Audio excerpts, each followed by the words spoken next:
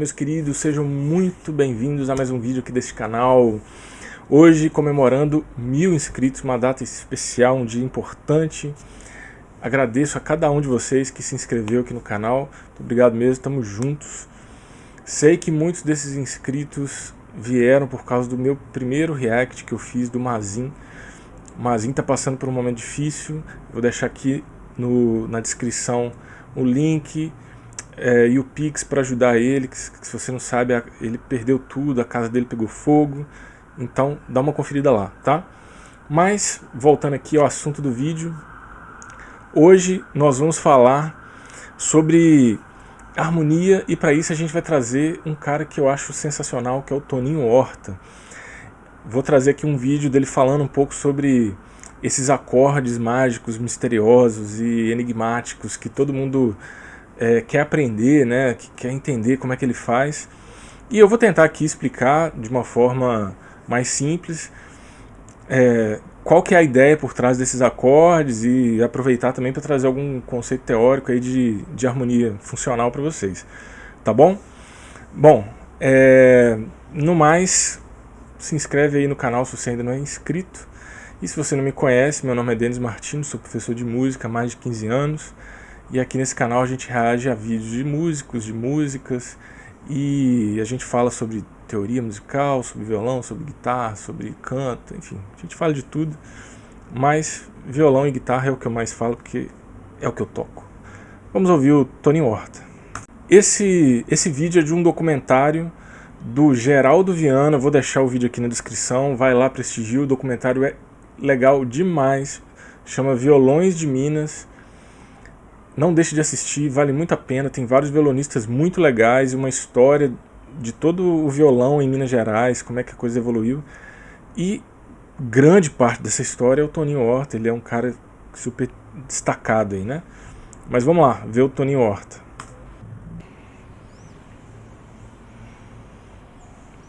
Me tornei profissional através do meu irmão. Quer dizer, comecei a tocar violão com 10 anos de idade. Minha mãe, outro dia me lembrou que me ensinou o Dó maior, o famoso Dó maior no violão. Depois o meu irmão logo me ensinou aquele risque, o nome do teu caderno. Eu gostava desse baixo. Então aquela música, anos depois que eu vim saber que é Dori Barroso, um dos maiores mestres da música brasileira, Mineiro, né? Mineiro Mineiro, lá de Ubá. Então, mas eu comecei tocando muito espontaneamente, com 2 dedos, né? O dedão e o dedo indicador, mas logo depois eu passei a minhas... Quando eu comecei a tocar, eu também comecei sozinho, tá, gente? Eu também sou do interior de Minas e tal, e só depois eu fui ter aula, assim, e eu também tocava só assim, ó, com 2 dedinhos, assim, pra cima e pra baixo. Você tocava assim? Põe aqui nos comentários. Eu toco ainda assim? Se você ainda toca assim, cara, legal, mas ó, dá pra evoluir, tem vídeos aí legais do pessoal ensinando a dedilhar, fazer levadas e tal. Irmãs que já tocava, a Berenice, a Gilda, todo mundo já tocava um pouquinho. Aí logo eu dei uma dianteira nelas. Aos 13 eu fiz uma música chamada Barquinho Vem, com a parceria da Gilda, minha irmã. E aos 14 eu fiz com a minha prima Júnia Horta uma música chamada Flor que Cheira Saudade, que logo o conjunto do meu irmão na época, quer dizer, que ele tocava, que era a banda, o conjunto do S. Flávio, eles vieram a gravar essa música. Eu tinha 14 anos, quer dizer, na época pra mim foi um desbunde, o Paulinho, meu guru. Só uma informação aqui, uma curiosidade, né? Tem um autor, Shinyashiki Suzuki, se eu não me engano, ele, japonês, ele fala da importância da família no aprendizado musical, né? E tem até um método, né? Método Suzuki. Tem gente que ensina violão com o método Suzuki, mas ele foi idealizado para cordas, né? Violino, violoncelo, essas paradas. Pô, nascer numa família de músicos faz toda a diferença, né? Por mais que o cara não tenha tido uma educação formal, né? Teve o exemplo ali, ele teve a vivência da música, né? Respirou música, né, cara? Isso é tão legal, bicho, isso é tão legal mesmo. Tomara que tenha mais gente assim.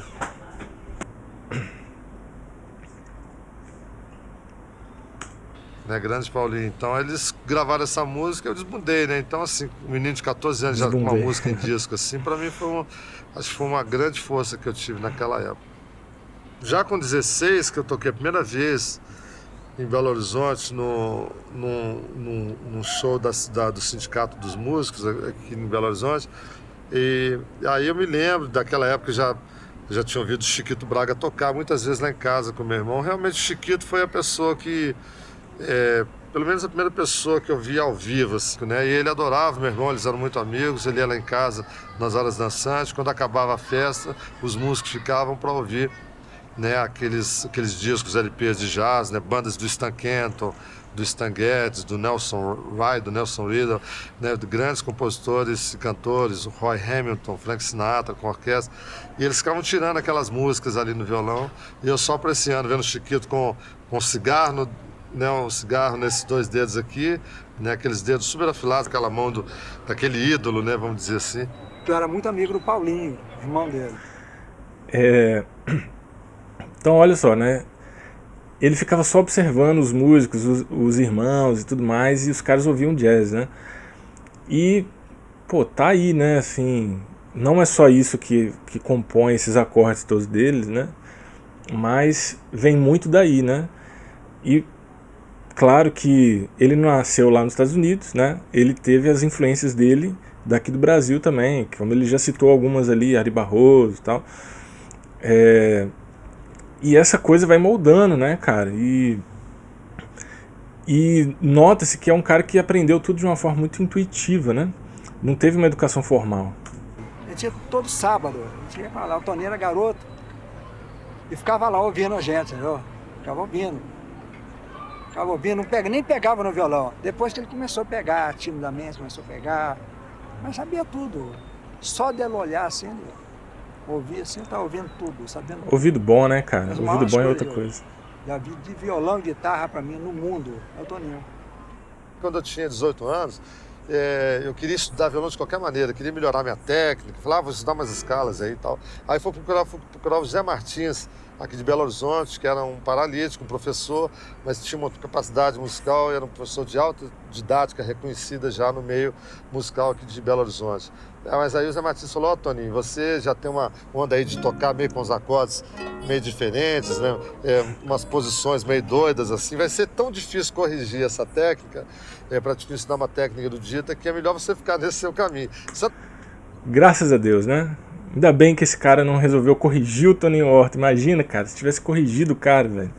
A gente ia perder, velho, um músico gigante. A gente ia perder um cara... Não sei se ia perder e tal, mas talvez não fosse assim, né? E aí, gente, assim... Com isso eu não quero, de forma alguma, desincentivar que vocês estudem. Eu não acho que esse deve ser o caminho. Estude. Se você pode estudar, estude. A questão ali do Toninho é que ele já tinha meio que traçado um caminho, sabe? E era um caminho que estava funcionando, e o professor provavelmente ele viu isso e falou, não, cara, pô, você tá bem, não precisa, sabe? Que aí você vai pegar o cara que já fazia os acordes meio doidos, né, digamos assim, e vai botar forma, né, vai ensinar formas pro cara, sabe? Pra quê? Ele já fazia uma coisa que era mais legal ainda, né? Mas a gente não sabe, né, cara? Vou dar um exemplo que se você é iniciante, né? Você não sabe se você vai chegar a ser um Toninho Horta. Ninguém tem como adivinhar isso. Então, assim, na dúvida, estude, cara. Vai estudar, que é a melhor coisa que você faz. E a criatividade uma hora vem, né? Quanto mais vocabulário, informação a gente vai tendo, mais criativo a gente vai ficando. Mais... Não é bem criativo a gente vai ficando, mais ferramentas de criação a gente vai tendo. Era isso que eu queria dizer. De certa maneira foi bom também que eu pude desenvolver de uma forma mais libertária, vamos dizer assim, do ponto de vista musical. Olha os acordes, ó.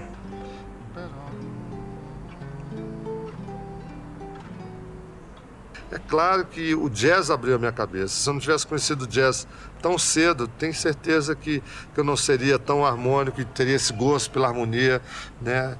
Mas o que eu vi de orquestra, de músicas clássicas, eruditas e composições da ópera e do musical americano e das bandas de jazz, isso tudo me abriu a cabeça de uma forma estupenda. Então, com 18 anos, eu já tinha uma concepção musical de harmonia que de lá para cá só foi desenvolver. Exatamente porque eu não queria ser meio liberto daquelas coisas de estudar as mesmas coisas, né, que todo mundo e tal. Então, sempre fui muito solto, assim como a gente está aqui no Aquió, aqui na Rua Pitangui, na minha casa. Então, o cara não queria... Ele queria seguir o caminho dele, né? Ele queria ter essa liberdade dele, e isso é muito legal, assim, vendo no que resultou, né? Ele certamente é um cara muito sensível, provavelmente ele tem um ouvido muito bom, né? E é uma coisa, gente, assim, que, sem querer desmerecer vocês, ou até mesmo a mim, a maioria das pessoas não tem um ouvido muito bom de cara. As pessoas precisam trabalhar isso, né? E assim, a chance do Toninho ter tido isso por causa da vivência familiar dele, assim, de ser uma família de músicos, é muito grande, né? De estar ali todo dia ouvindo, as pessoas tocando, e ele prestava atenção, e ele nasceu nesse universo da música, né? E muitos de nós, a gente infelizmente não tem essa mesma oportunidade, né? Mesmo porque, cara, a vida, cada um faz uma coisa e é assim que tem que ser, né? Mas então, ele se desenvolveu muito bem no ouvido, né? E esse desenvolvimento do ouvido fez com que ele conseguisse trilhar um caminho próprio, né? Muito particular dentro da música. Tanto é que o Toninho é muito respeitado no mundo inteiro, por gente acadêmica mesmo, né? Então, a gente vê que um dos caras que gosta do Toninho é o Pat Metheny lá, né? E, cara, muito doido, muito doido. Vamos ver aqui mais. Eu consegui influenciar muita gente porque eu sempre tentei fazer as minhas músicas e criar. Eu gastei horas e horas durante toda a minha adolescência. Às vezes eu não ia jogar bola, eu não ia nem namorar, às vezes, em função de poder ter tempo para ter essa descoberta musical. Então, um dia, quando eu tinha 15 anos, e a minha... Olha só, ele pode não ter ido para um estudo formal acadêmico, mas ele estudou, né? Isso que ele está falando aí é estudo, né? Só que como é que foi o estudo dele? Foi por exploração, foi por tentativa e erro, foi por ouvido puro, né? E aí, assim, ele pegava uma informação aqui, outra informação ali, né? Não é que o cara não sabe nada de teoria, né? Ele, ao longo do tempo, ele foi pegando as coisas, né? A irmã tocou esse acorde aqui.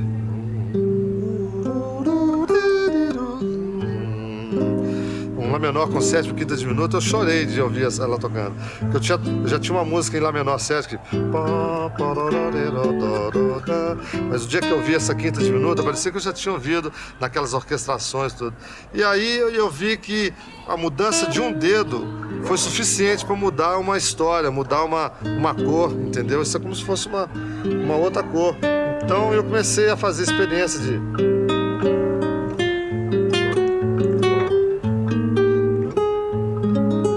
E aí eu comecei a ampliar, de repente eu falava, dava esse acorde aqui, falava assim, vou pegar essa sétima maior aqui, ou essa nota aqui, vou botar ela oitava acima.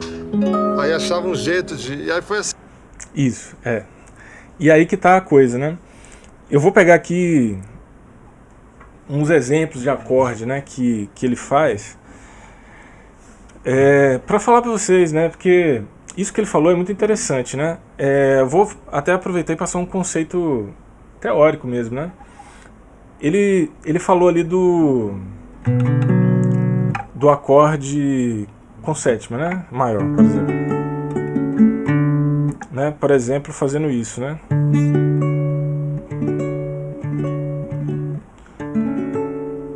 Então, um dos conceitos que existe na harmonia, vou fazer com um acorde simples aqui, vai, um Si menor. Si, Ré, Fá sustenido, né? Quando eu faço assim, uma notinha atrás da outra, posso até fazer outro Si aqui, né? A gente está fazendo o que a gente chama de um acorde em posição fechada. Por quê? Porque todas as notas dele estão dentro de uma oitava, né? Se eu fizer... Aqui no violão é meio ingrato fazer isso, né? No piano é muito mais fácil. Né? Isso aqui, por exemplo, né? Si menor com sétima, posição fechada. No violão a gente acaba tendo que fazer tudo em posição aberta, porque pela característica, pela organologia do instrumento, né? E aí essa experimentação dele que faz com que o jeito de tocar dele seja muito único, né? Porque ele pega, por exemplo, uma forma, todo mundo conhece essa aqui, né? Todo mundo que está estudando violão, uma hora ou outra vai acabar aprendendo. Vou passar aqui pro Lá para ficar mais fácil. Que aí, ó, você vai e tira daqui, joga aqui, né, a sétima maior, né? Aí ele faz muito isso, ele bota uma nona. Ele faz muito isso, ele bota uma quinta diminuta. Mas aí aqui vai ficar difícil de tocar. Ele tem um aqui, ó, que é um Sol.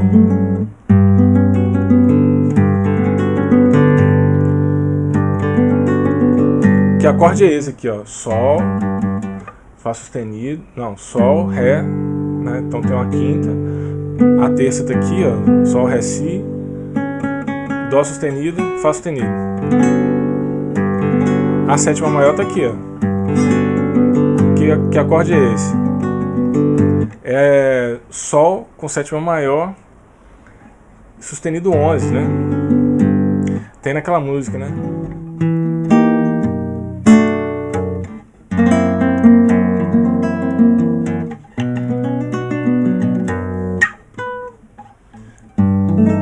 Como é que é? Que era pra ser um Sol com nona. Ele vem e joga a nona aqui, né? Enfim, tem esse acorde aqui que é super famoso, né?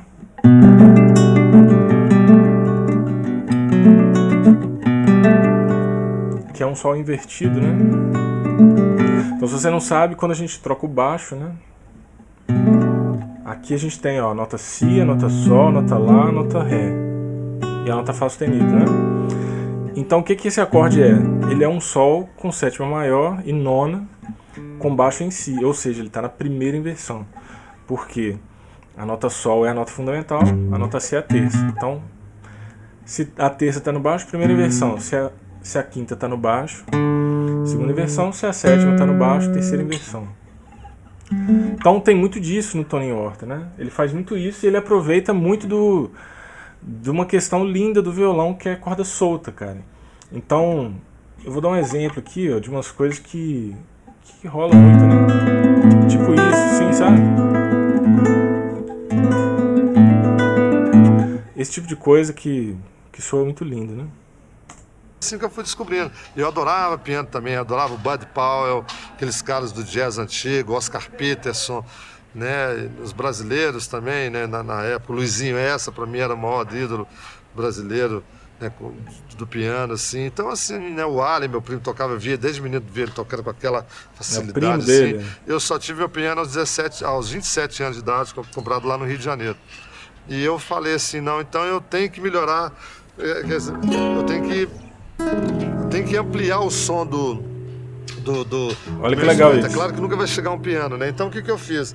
Eu comecei a fazer acordes com cordas soltas e utilizando muito arpejos para que o arpejo também desse aquela coisa prolongada né? Então, isso que ele está falando é o sustain, né? O piano é muito bom isso, porque o que acontece? No piano tem um pedal, que chama pedal de sustain, você aperta ele, as notas ficam mais soltas ali, né? Dentro do mecanismo do piano tem uns abafadores, quando você aperta o pedal, os abafadores deixam de atuar, digamos assim, né? E se você manter as teclas pressionadas, aquelas notas vão soar, né? E o violão, cara, o violão é meio ingrato nessa situação. Por quê? O violão, você aperta um som aqui, ó, muito agudo, por exemplo, aqui, ó, o som morre rapidinho, né? No grave até que dura um pouquinho mais. Só que assim, não é tanto, né? E aí, essa ideia que ele falou, né, de fazer, né, esses arpejos, né?